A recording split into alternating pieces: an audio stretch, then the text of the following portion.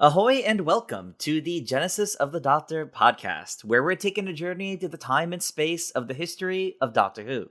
I'm Tris. And I'm Joy. So for today's episode, we're going to be talking about the third and fourth serials of season 2 of Doctor Who, The Rescue and The Romans. So right off the bat, this is starting with specifically The Rescue at least, this is the first short serial we've really had since Edge of Destruction last season. Only 2 episodes.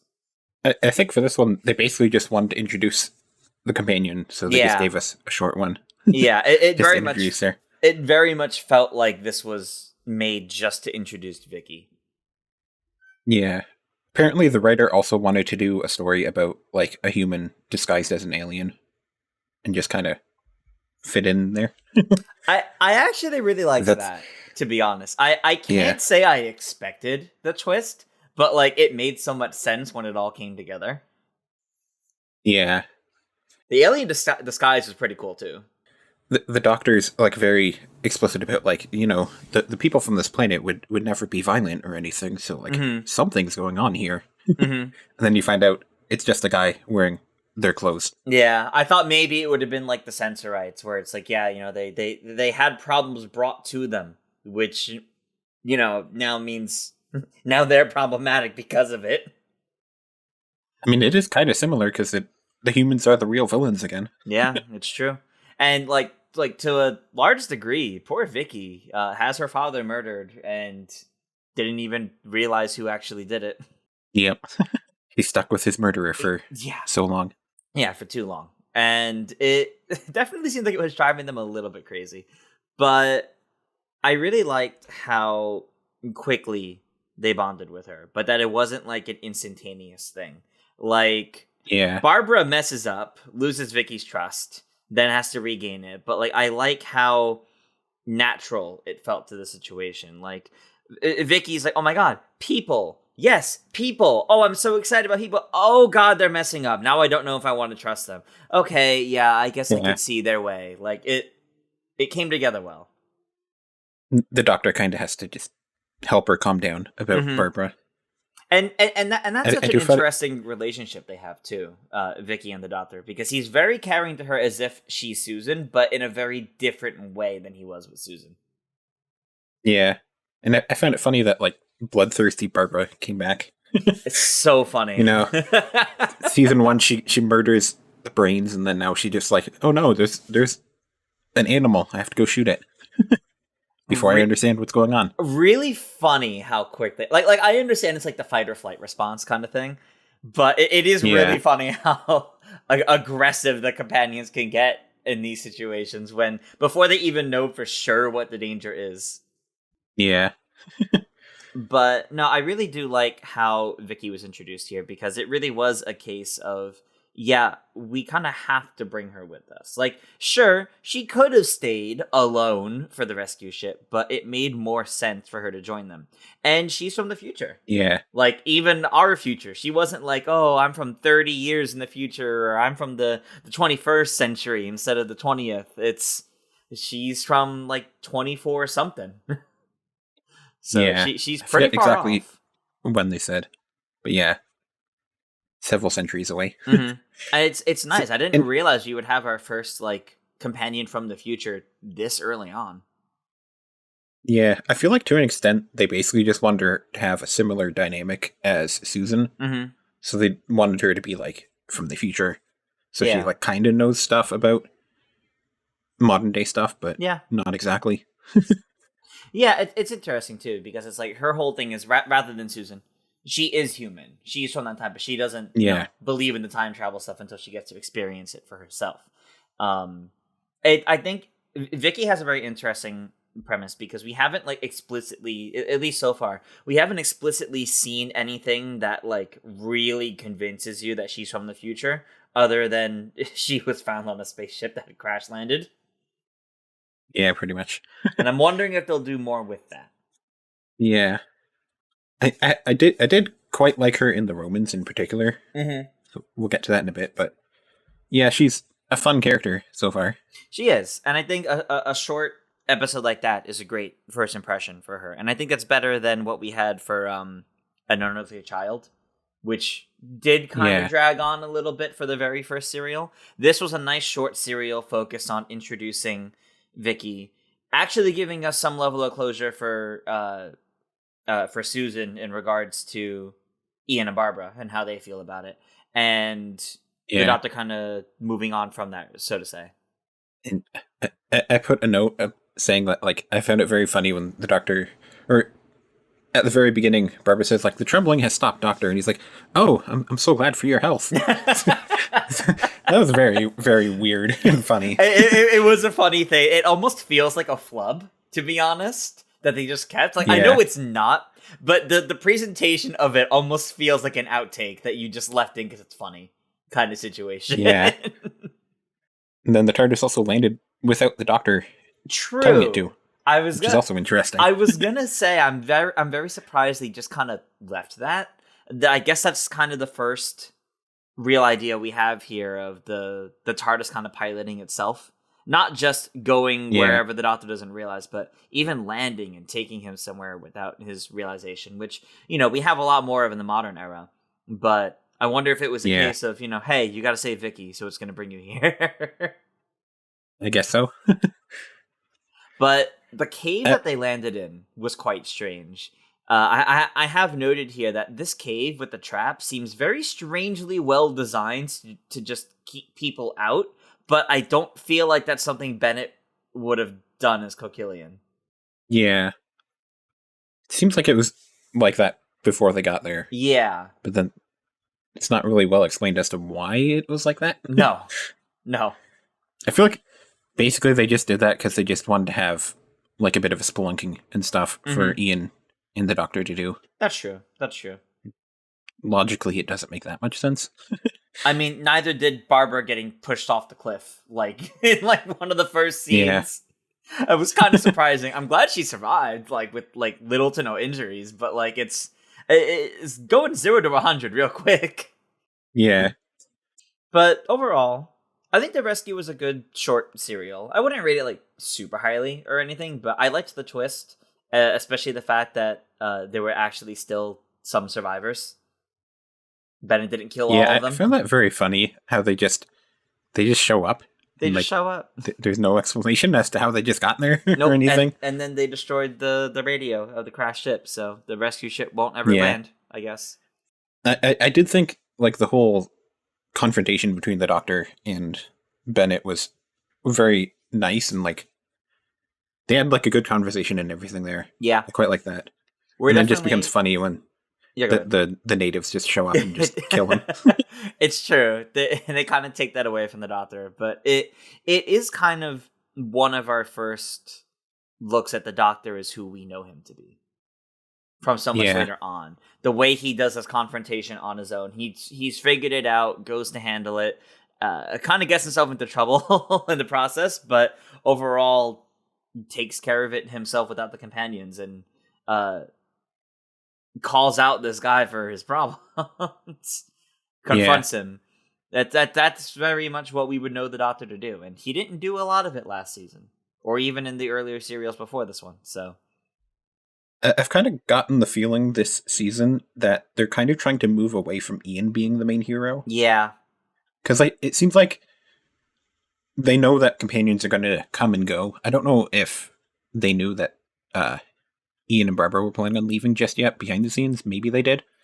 But like since they now know companions are going to come and go, they kind of want to push the doctor into the main lead. Yeah, I think it was the realization that with Susan leaving, we could actually have any companion leave. And since the ship is the doctor's the one that needs to stay. So the doctor is the one that needs to be important. Yeah, even in the first two serials, like, Ian's just kind of bumbling around in both of those. He really is. So, it kind of felt like they're shifting priorities, so the doctor is now going to be like our main protagonist. Yeah, I have noticed that. Like, Ian's still proving to be capable, but not protagonist. Nowhere near as much as before. And when you really look back at it, there's definitely a shift somewhere. It feels like the shift was actually like at the tail end of the first season, like around the Sensorites or so. But definitely by now. It's definitely the Doctor in that role, and we see a lot more of that in the Romans. I would like to just make a note here, though, that behind the scenes there were also changes with this. Okay. Where for the first season and then the first two series of the season, the main script editor was David Whitaker, who also wrote this one. Mm-hmm. And then as of The Rescue onwards, it is now Dennis Spooner who is the script editor. Ah, okay. He also wrote Reign of Terror, and he also wrote The Romans. And, like, the script editor job is, like, half of the showrunner job, essentially. Right. Because in Modern Who, the showrunner is both the script editor and the producer. Yeah. So now we have, like, a whole different behind-the-scenes thing, essentially. Yeah, I see. Which is, it's enough so of a change that you could feel it. You could see it. Yeah. And Dennis Spooner, is basically his job is to show that companions can leave, because he has to deal with Susan leaving, and then I think he leaves like around the same time that Ian and Barbara do. Okay. So his job is basically the transitionary stage. Interesting. Okay. And then there was also a funny story I found where Maureen O'Brien, who plays Vicky, was asked to dye her hair black to make her resemble Susan more. And her answer was that she refused, and she suggested that instead they just get Carol Ann Ford back if they want that. Yeah. Yeah, honestly. Which is funny. I mean, I don't blame her for saying that. Like, she's not meant to literally be Susan, too. She's meant to be a new character filling that same role. If they really wanted her to be the exact same, you just get the original actress back. Like, come on. Yep. You're not recasting Susan, you're changing characters. Yeah. So, good for her on that one. But that brings us to the Romans, which, you mentioned Reign of Terror, and it definitely had that vibe for a lot of this, of the idea of getting caught up in dangerous history in a very different way, and everyone having their own plights through this, and their own adventure through this. I loved this serial, I gotta be honest, because it's just so funny. Yeah. They decided to just make it a comedy, and it works. It was really silly at times, way more than I was expecting it to be. But, like, I have so many questions about this serial. Like, why did they stay here for a month? Just casually mentioned in the first episode, oh, we've been here a month, maybe we'll go back to the TARDIS at some point. I'm sorry, what? Why were they here for a month? Especially because, like, when they were, with the time that they found out they were there, they would have known that the fire was coming. So, exactly. Like I guess they weren't actively in Rome. They were like on the outskirts, or like outside of Rome. But still, it's a little weird. I wish we had a little bit more of a transition from the TARDIS falling off the cliff to them staying there, because it was a weird cut that made me feel like something was missing. Yeah. But just the way this was meant to be like a little break, a little vacation for them, and for each of them it ended up being very different, is kind of wild. Yeah. Like you really have like two main plot lines to this. You have Ian and Barbara getting captured and turned into slaves and sent to Rome and divided, needing to find each other again. And then you have the Doctor, who wants to go to Rome and gets caught up in an assassination plot, and just kind of continues on his merry way through it. Like, he's already thought everything out every step of the way. It was pretty funny there. I also have to say that, like, when Barbara and Ian were alone in the house, like, there's something going on between them. Yeah. You can tell there's, like, romantic interest there. They're really starting to, like, flirt with each other more. Yeah, they are. Like, they're becoming more than just friends. We're definitely starting to see what's going on with them more, and the care they have for each other, especially in the end. You see it even more. Like, you got a hint of it in the first episode, but in the ending, when they're waiting for the Doctor, you get even more of it. Yeah. But I also found it just so funny how, like, they're at the same place the entire time, and they never run into each other. Yeah, I have it noted here for the comedy, for the comedy aspects. Like, it's really just overly silly how, by chance, the Doctor and Vicky never encountered Barbara and Ian in Rome, despite many times being in the same hallway. just, Scooby-Doo ducking in and out of rooms. Oh, man. And then, the Doctor was even there when Nero was chasing Barbara around. Yep. And he just didn't realize who it was. Yep. It's pretty silly, honestly. To the point where it actually, was starting to piss me off a little bit, just because I liked how big the stakes felt in Reign of Terror and how important it was that they reunite despite how hopeless it felt. This episode, or this serial, did a lot of that, really feeling hopeless in the first half of, will we ever actually reunite again? Will we make it back to the TARDIS? And then once they're all in Rome, it kind of just played up the silly even more. And I'm like, okay, I guess the stakes don't feel that bad. It's as long as they get together, they'll make it back. It's like, okay, well, that changed tone a little bit. Yeah. I loved the fight scene with the Doctor and the guy trying to assassinate him. That was very funny. That's so funny. The Doctor's totally for it. Then he was like, Vicky, why did you save me? I was enjoying that. It's so silly. I love the art of fisticuffs. It's so, I'm so constantly outwitting the enemies that I forgot how much I enjoy the old fisticuffs. And it's just this is, I'm half expecting a laugh track to play half the time in this episode. It's so goofy. Yeah. But that fight scene was great. Verity Lambert suggested they just turn it into a comedy. Because she wanted to see how they could do different genres and stuff. So they just went full comedy here. The funniest scene to me was actually with what was his name? The guy that was helping Barbara. I forget what his name was. Tavius? I think it was Tavius. Yeah, I think that's right. Yeah. There was just this one shot at some point of him just turning to stare at the camera. And it just zoomed in on him, and it didn't do anything. There's no point behind it, and it's just he just turned and stared at the camera, and it zoomed in on him, and I'm like, this really is just a comedy now. It was hilarious. Yeah. And then the other moment where Vicky's like, "Oh, by the way, I poisoned Nero." Just casually just messing with history. Oh yeah, I might have poisoned Caesar Nero. You know how it is. And then he gives the poison to his attendant. Cause that was frustrating him. He was like, oh, they were right. Wow. Just the delivery, the way they played it all out, definitely very silly. And I think it worked to a lot of degrees, although I also feel like there's elements that it took away from.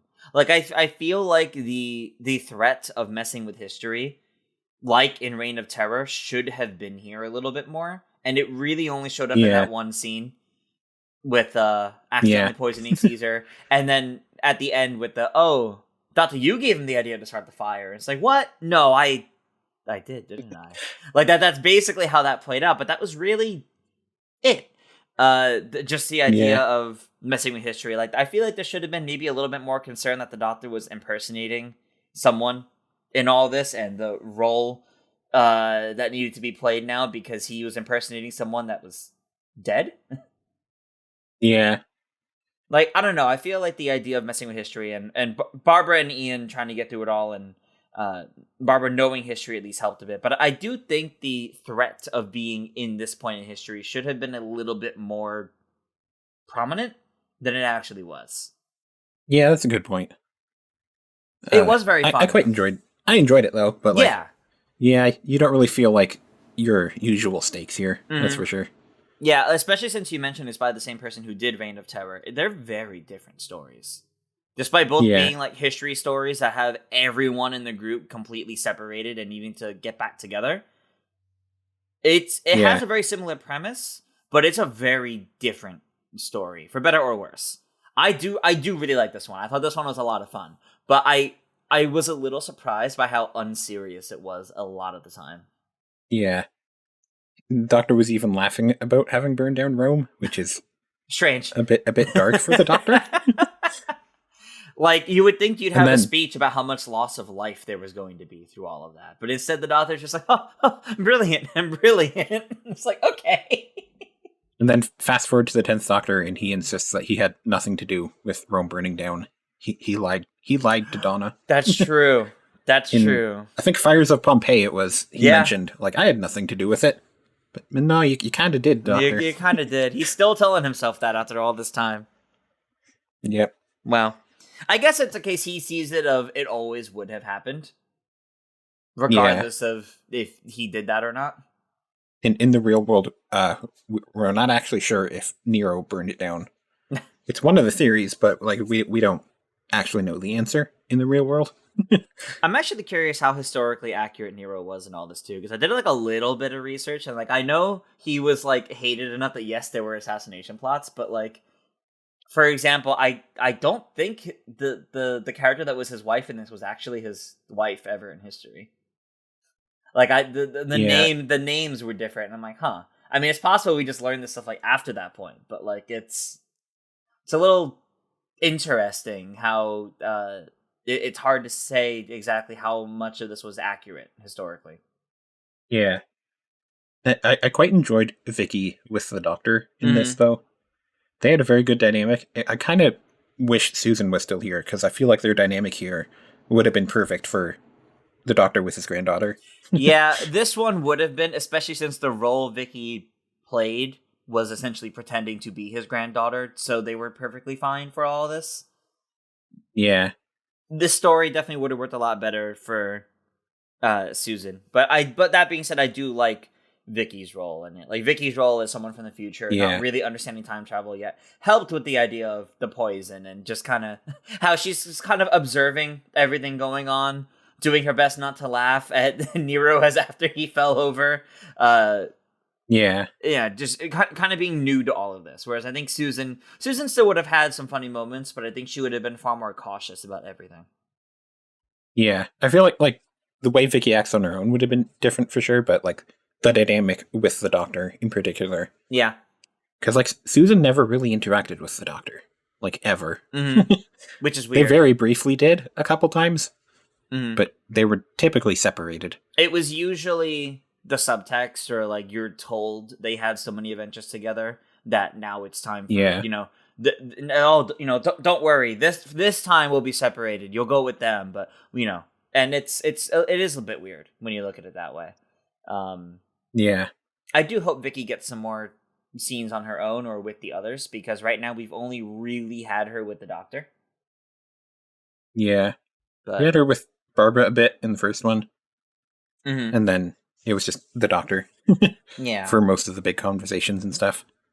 Yeah. We'll see what happens for her. But the Romans, I think, was the first... was a good, like, first serial for her first adventure. Time travel, wackiness, silliness, with also some kind of high stakes. I do feel like... I think overall, Barbara and Ian's side of the story was a bit more interesting because of the higher stakes compared to the Doctor and Vicky's, because theirs was more so the humor and the silliness.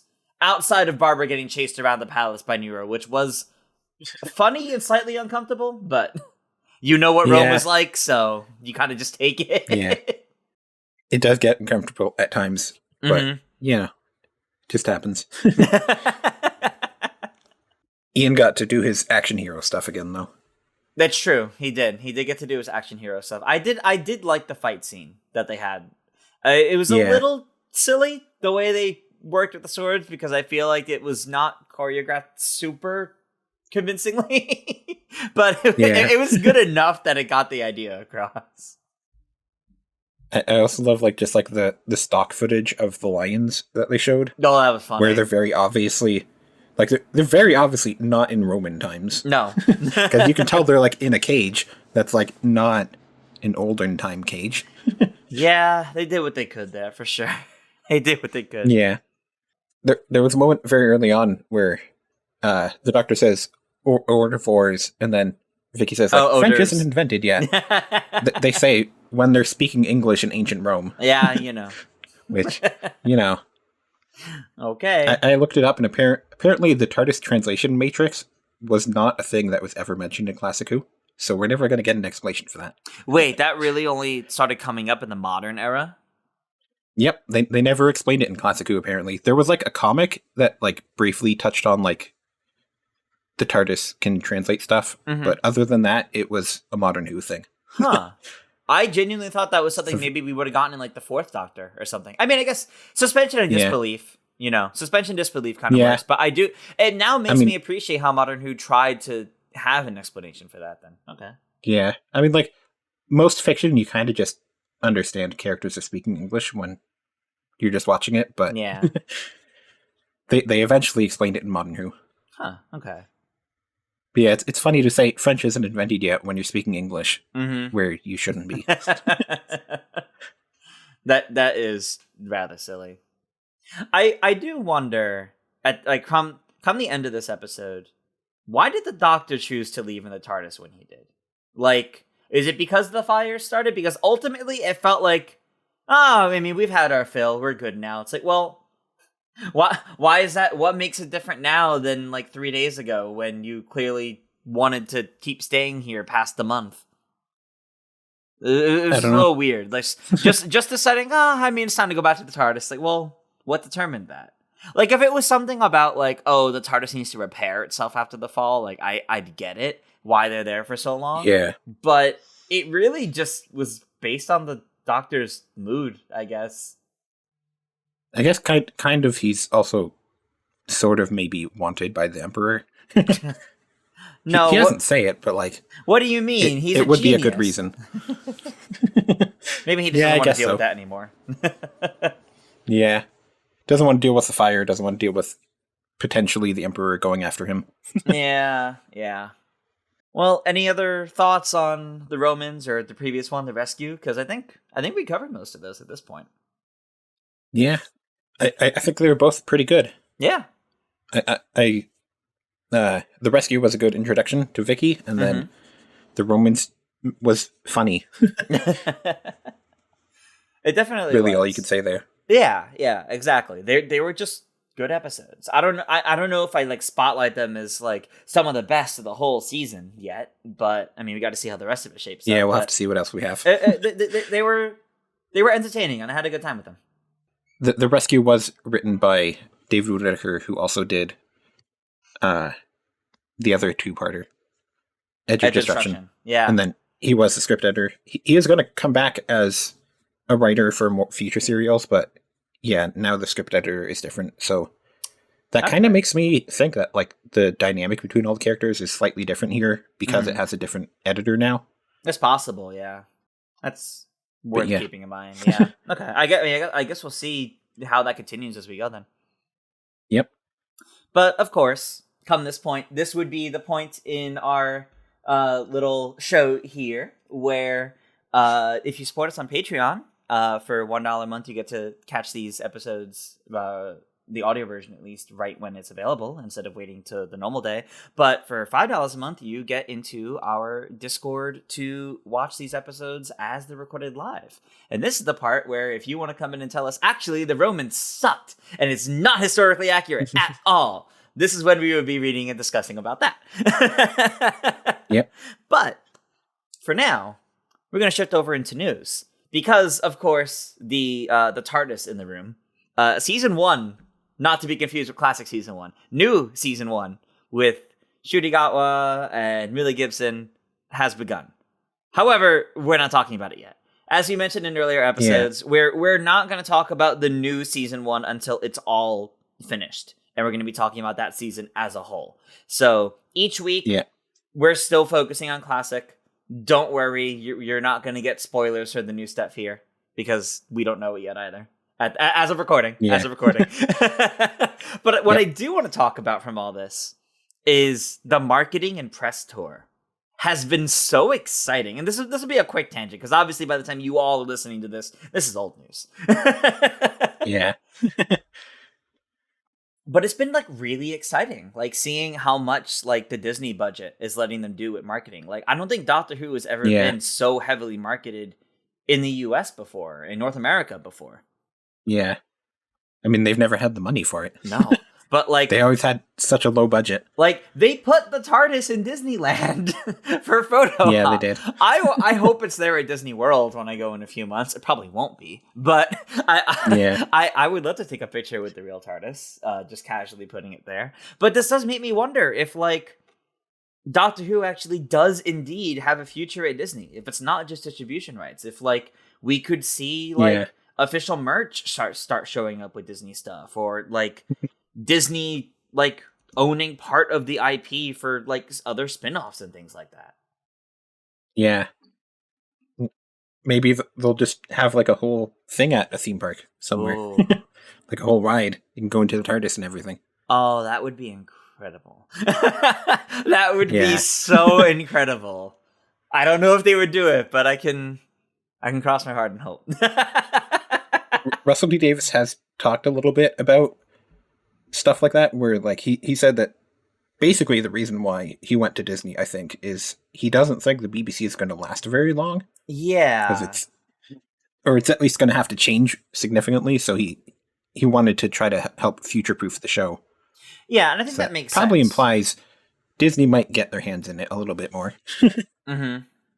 Especially if the BBC ends up going bankrupt or something, then things will change there. I don't know if RTD is like trying to outright say like, oh yeah, like the BBC's going under. Like I think there's an element of like anything could happen, and it's good to have a safety net. But I think it's also working off of the show has had its ups and downs at the BBC over the years.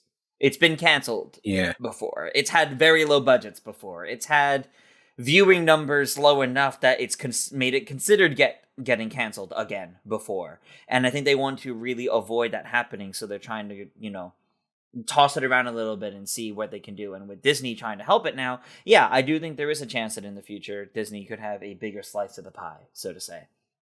Not that I think the BBC wants to get rid of Doctor Who, but he also said like part of it is also like TV isn't really a thing anymore, because now everybody just watches stuff on streaming services, so it's also partially that. Yep.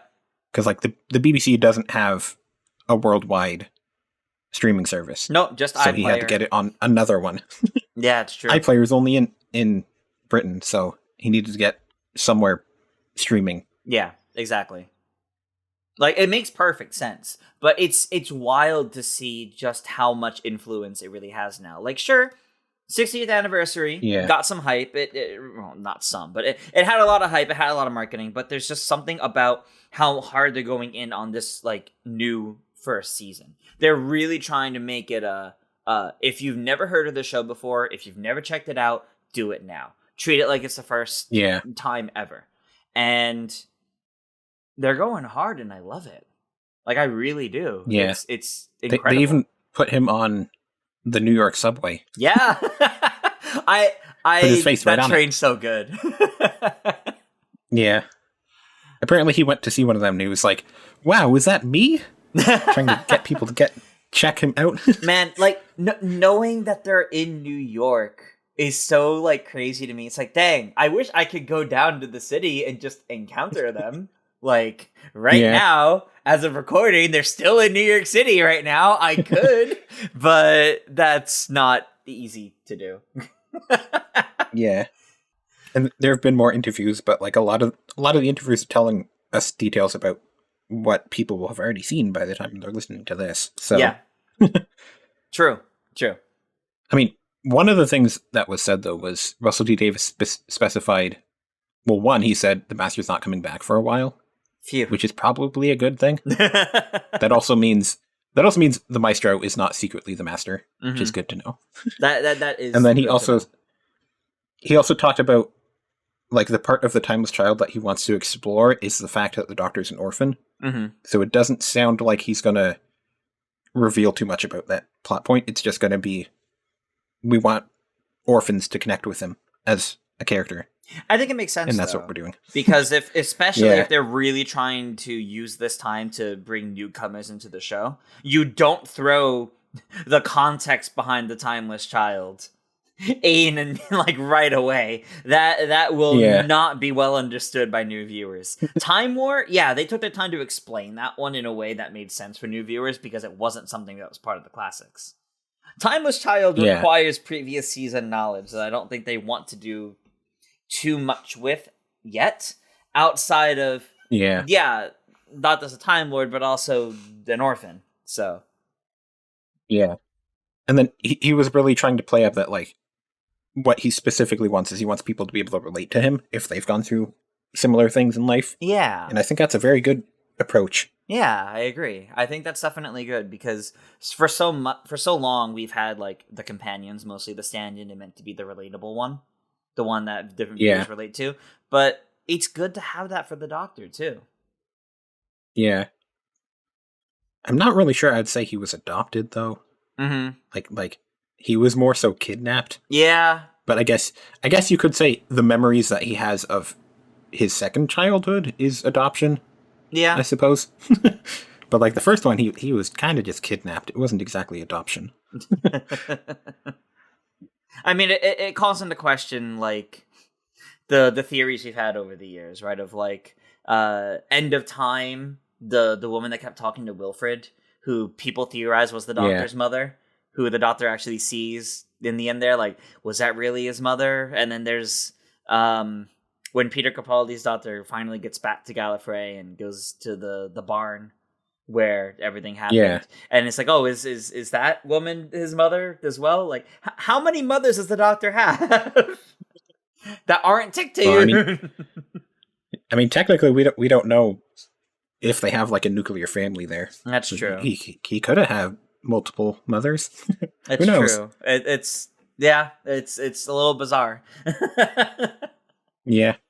It's a little bizarre. They I guess that's why they never outright confirmed who those characters are. Just, people important to the Doctor that know them is basically. Yeah.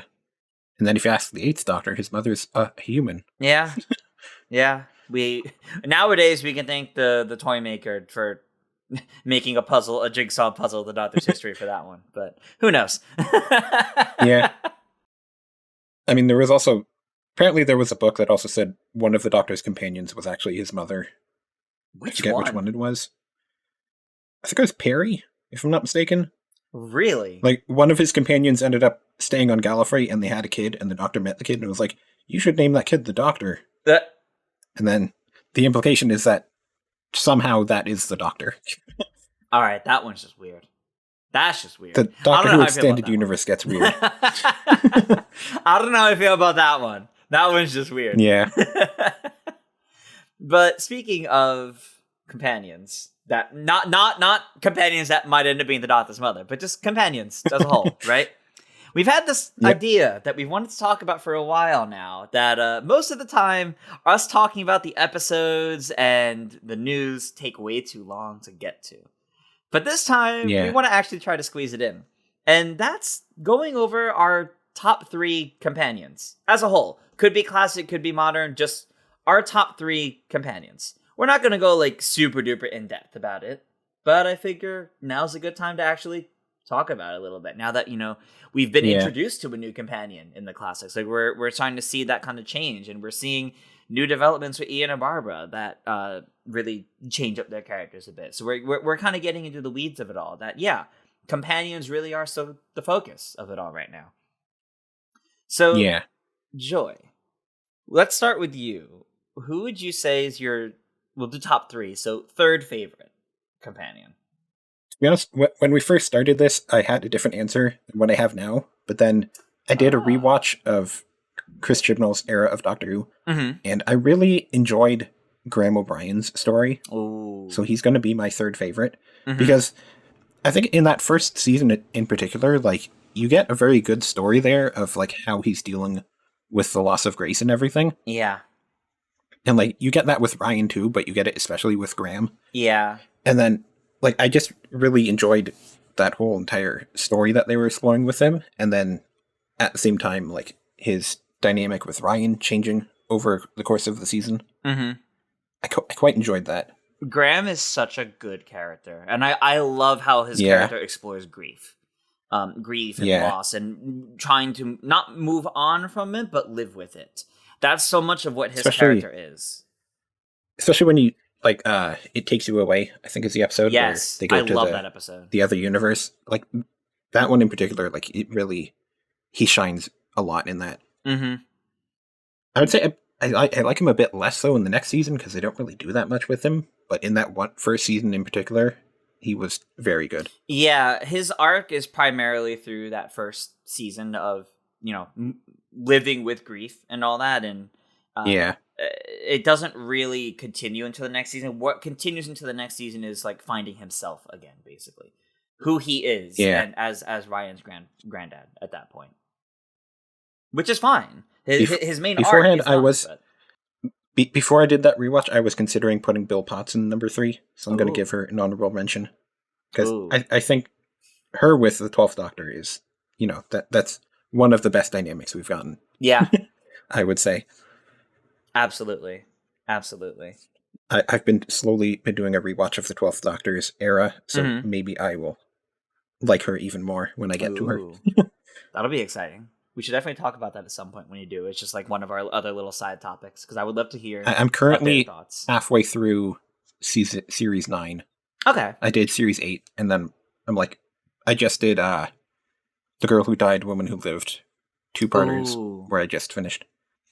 I really like that story. Okay, we're not gonna get too into that right now. But I'm happy to hear you're going through this again, because I do think Capaldi's is an era that really improves on rewatches. It's one of those things.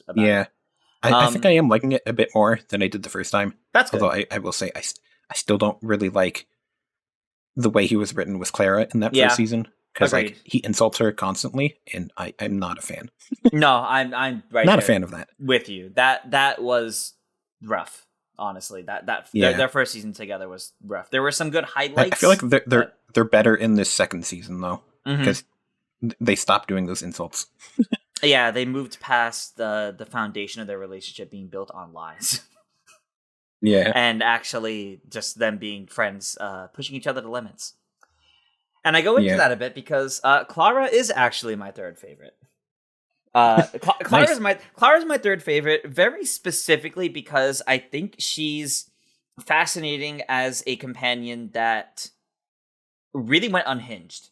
As weird as that sounds, you look at everything that Clara has done, and I think you see so many companions try to reach that same point. You had Rose, who tried to do a lot like the Doctor. You've had classic companions like Sarah Jane that like live up to the Doctor's legacy and really do their best for it. You have even like one of the most recent ones, Yaz, like learning to pilot the TARDIS and like really starting to live by the idea of what would the Doctor do. Clara's the only one that really pushed herself so far over that edge, had a whole episode dedicated to essentially being the Doctor, and tries to be the Doctor so much that it gets her killed. Well, killed in air quotes, because and then brought back and given a TARDIS. Yeah, because modern Doctor Who writers are so afraid of writing in a character death and sealing it in for some reason.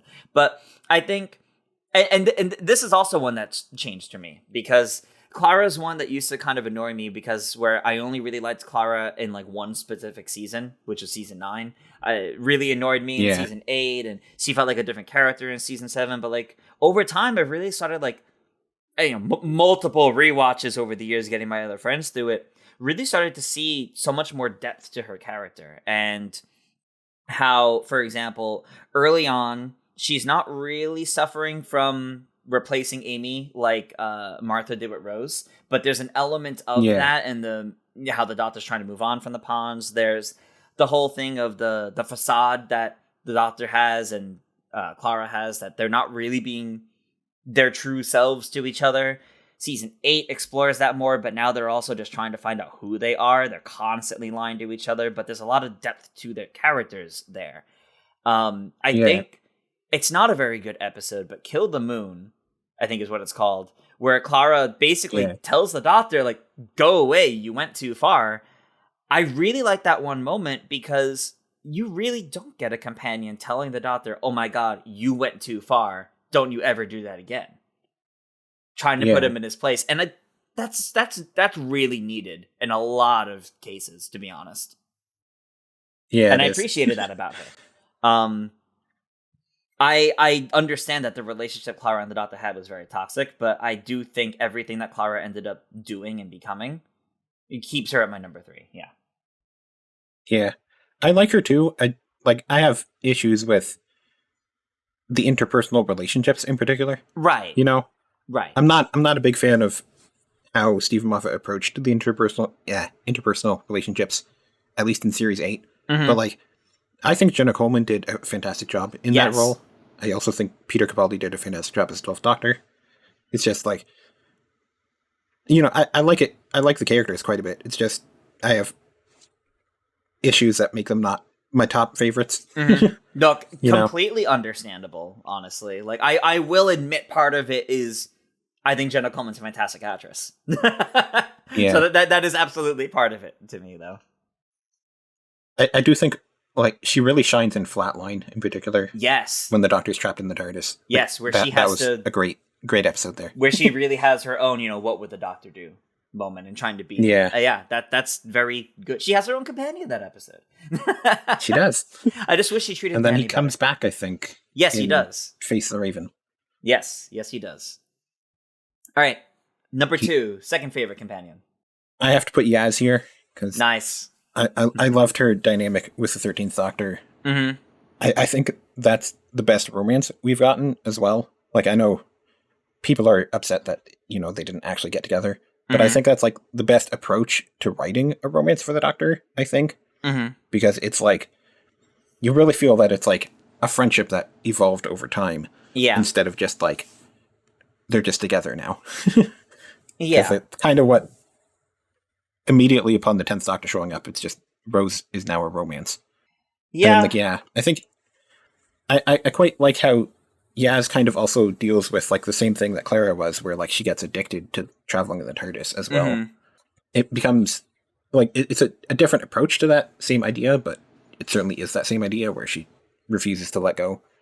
No, absolutely. And just, like, I think, like, she really defines the 13th Doctor's era in a way that typically you don't get from companions because they don't tend to stay for the entire time, but true. Yeah, I think Yaz in 13, I have to put her on number 2 just because, like, it's a very good dynamic between those two. No, it really is, and I feel like that dynamic really shined through Flux onwards because of the fact that the focus really was on them more so. Yes, Dan was there, but Dan was actually more so Yaz's companion than the Doctor's. Showing Yaz's growth.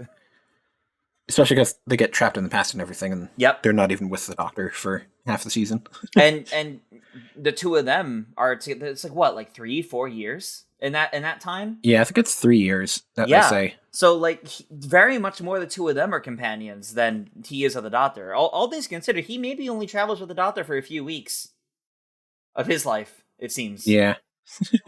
But years. Well, he is still with them after Flux, so maybe we don't really know how long that lasts. But yeah, it did come across like it wasn't that long. But no, like it's I think it's a testament to Yaz's character that she's able to essentially have her own companion and figure out so much of what the Doctor would do in these situations. And yes, while becoming addicted to that lifestyle, also adapting well to it to not get herself killed in the process, looking at Clara. I also quite liked Dan as well. Since he's on the topic, I will say, like, he was a very fun character. Yeah. Like, immediately upon meeting him, it's like he's going to go beat up a Sontaran with a wok. And, like, this is the funny character. You gotta love him. Yeah. It's definitely silly, and it's definitely good fun that he's not willing to just run from things. He's actually trying to fight. Yeah.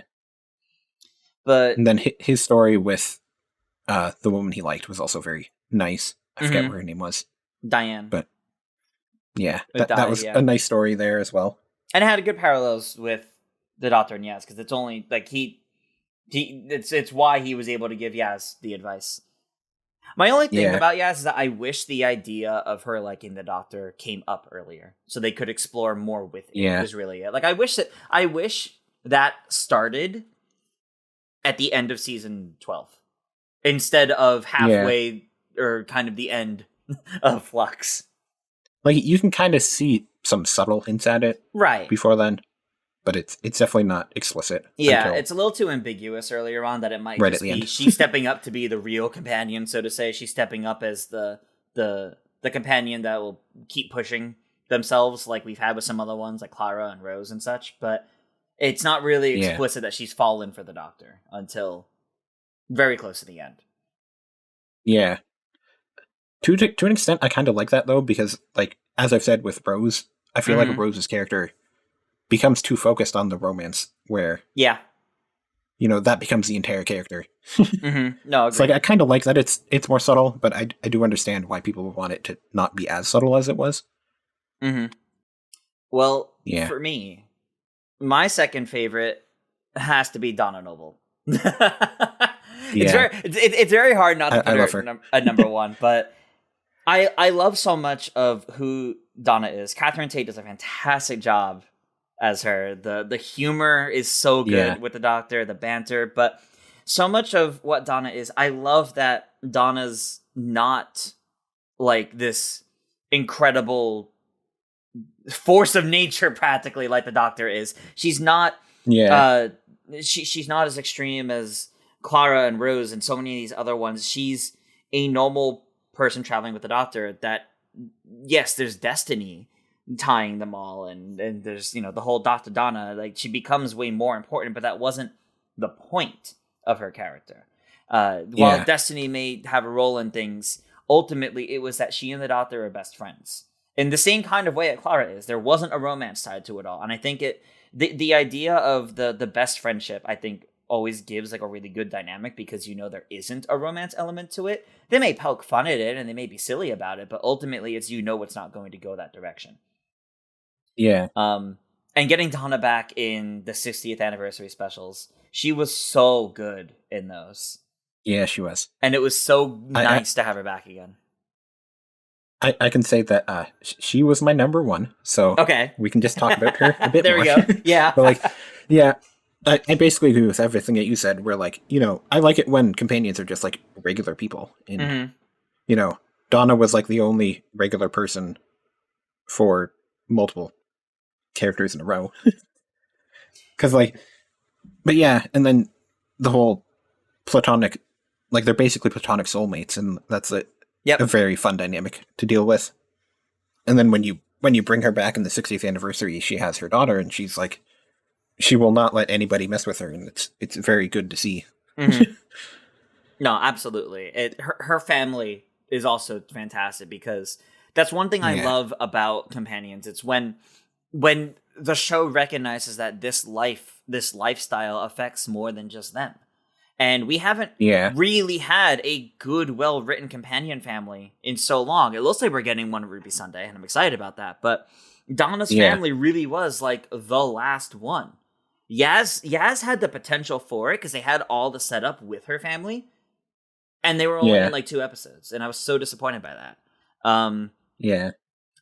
To this day, I still actually wish when the Doctor dropped Yaz off at the end of Power of the Doctor, it was in the apartment, so she had to tell them and had to talk with them about it. Because I was so disappointed that she just all through Flux never even talked about her family. But having Donna with her family, her husband, who this is his first time learning about everything with the Doctor, her mother and Wilfred, and now her daughter learning everything. It's the companion families, I think, are so important because of how big the lifestyle with the Doctor can get, that it affects everyone around you. And Donna's one of the biggest and best storytelling with that. Martha being the second because of how much it messed up her family. Yeah, for sure. But I think Donna's so good. Donna, I think, is like the definition of like the best companion for me. Yeah, absolutely understandable. It was very hard not to put her as first for me. But my number one is actually Bill Potts. I love season 10 so much. It is my favorite season of the show, and to me, a lot of it is personal, because for me, this came out like while I was in college, and Bill is a college student age, or wanting to attend college. I saw a lot of myself in that. She's gay, she's not straight. And there was the element there of like, it was the closest I felt to being able to like see myself as a companion. Though I'm obviously not exactly the same as Bill Potts. There was a lot of similarities there that that felt good to see to me. And she was so refreshing after Clara as well. For 3 seasons of Clara, Bill did so much in one season, and I think her story is so well done. The fact that she doesn't have this big overarching plot line. It's mainly just she's friends with the Doctor and she wants to learn about the universe, and that's exactly what she's doing. And she's learning how the Doctor's universe works and learns to be different for it. She's also like such a tragic story with everything that goes on in the season 10 finale for her. But I love how I almost prefer how she went out over how Clara did, because it wraps up her own story much better, and it actually does feel a bit more ambiguous, that it could still be taken as she is gone, she is dead. So I quite enjoyed Bill. It's been like I never rewatched that series though, so like I don't remember that many specifics, but like I quite enjoyed her. I felt like she was a breath of fresh air after, especially because like the other companions of Stephen Moffat were always like, there's a big mystery around them and everything, and then Bill was just a person. Yep. So like, I think she was definitely my favorite Moffat companion. Yeah. And I was considering putting her on 3, and then I rewatched Crystal there, and Graham just made his way up there. But she's probably up there for me. Yeah. It's just, she's so well written. She has so much, like, she has such good personality. And I also love how the actress for Bill, Pearl Mackie, it was actually playing the role of Bill that made her learn more about herself. I mean, I don't remember when, but I'm pretty sure she's getting married to a woman soon. So good for her. Nice.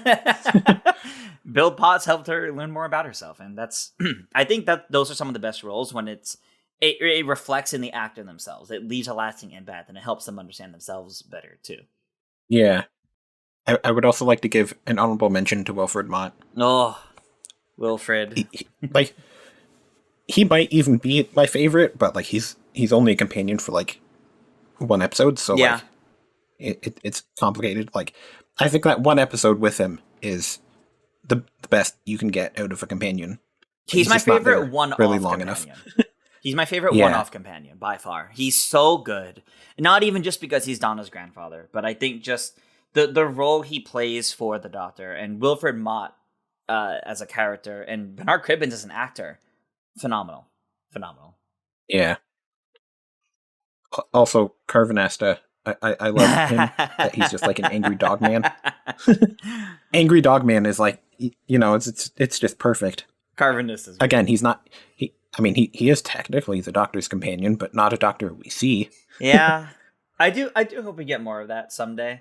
I also hope we get. I hope they do just like a spin-off with them. That would be nice. that would be nice. I don't know. I feel bad for Carvanista's character because I feel like it suffered from it was an elaborate suit. They clearly didn't want to have more than one of him at a time, which is why they killed off the entire rest of his race. And I don't feel like the Doctor actually, I don't know, did anything for him about that other than let him have vengeance. Yeah, I mean, at that time they were also dealing with like COVID rules where you could only have like 5 people in a room together, I think, when they were filming that series. So it was tough. I imagine. Yeah. Well, but yeah, I loved him as well, but he wasn't technically a companion. Right. No, that's fair. If we open even it if he up was, to one-offs, he was only there so briefly. True. Yeah, one-off companions would be a different story. That would be so much. But before we get too lost in the weeds of those, that'll wrap up our little chat about the companions. So let's get into how to prepare for next week's episode 8, where we will be going over, back to the classics now, everybody. We'll be going through the Web Planet.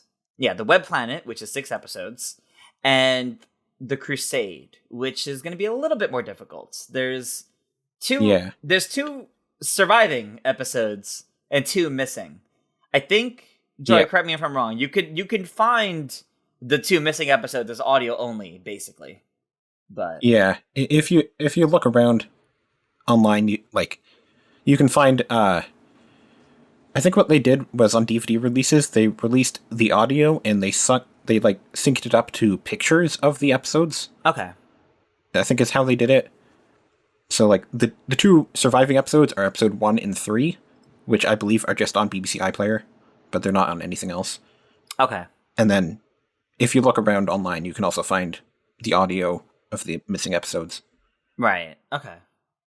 So if you're watching along, you can kind of just, like, if you're using BBC iPlayer, just like watch episode 1, go to TARDIS Wiki, read episode 2, then watch episode 3, and then read 4 if you don't really want to go searching. That's true. TARDIS Wiki could definitely help for The Crusade. But the Web Planet you can find as usual on Tubi TV or BritBox, or if you're in the UK and have BBC iPlayer, yes, you can also use BBC iPlayer. And the Web Planet will be our second time with giant ants this season. Oh boy, that's exciting. I think this time they actually are giant ants, though, not people are small. Okay, this should. I think it's an alien race that's giant ants or something. Because like I noticed on the thumbnails on Tubi TV, there were like giant bugs and stuff. Huh. I guess it makes sense with the Web Planet. Okay, I'm looking forward to seeing this. I think it should be fun and interesting, and I'm sure there will be at least a lot of screaming from Barbara or Vicky. I guess we'll see. Yeah. Well, regardless, before that episode, if you guys wish to support our little show here on Patreon, as a reminder, for $1 a month, you can get into our Discord and, talk about the episodes with us. But for $5 a month, you'll be able to watch live when we record. So you'll be able to hop in here and talk about the Web Planet or the Crusade live with us. Yeah. But as a reminder, you got to watch those episodes. That's the Web Planet and the Crusade, or at least what you can of it, before our next episode. You can find those serials on the BBC iPlayer, Tubi TV, or BritBox, and the Crusade, you might have to do a little bit more searching of, or at least read up about it on TARDIS Wiki. But with that, thank you guys for watching. You can find me on social media at Toontress. You can find me at Joy Content. And we will see you all next time. Bye. Bye.